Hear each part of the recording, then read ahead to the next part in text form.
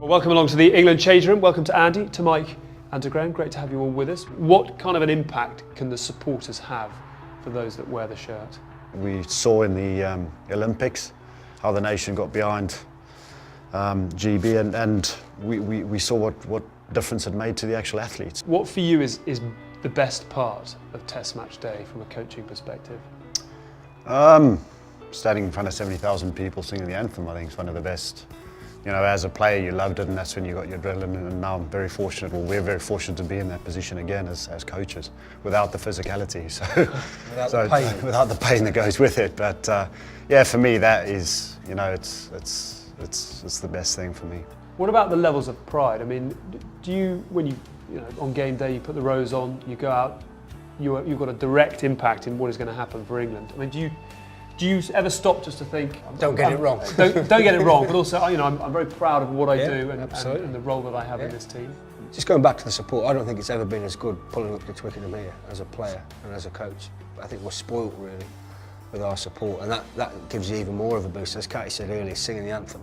There's moments in the Australia game, moments in the Six Nations last year where we're under the pump against Ireland and Wales, and the crowd were unbelievable.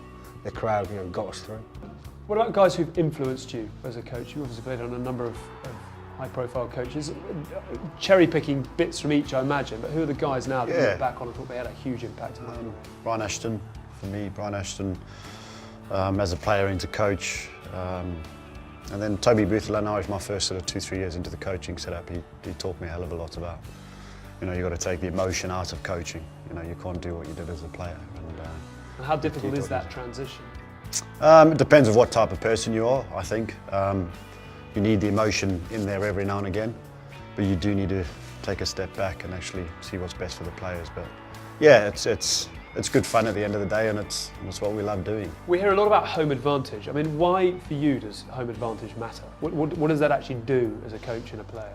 This is the centre of English rugby, and it's what everyone as a kid who's grown up playing rugby aspires to be at. You know, whether it be in the crowd or watching it on a match day, or ultimately being out there in the middle of the field or in the coach's box. It's the mecca of English rugby, so it's a special place to us, and you put on top of that 82,000 people, then it makes a hell of a difference.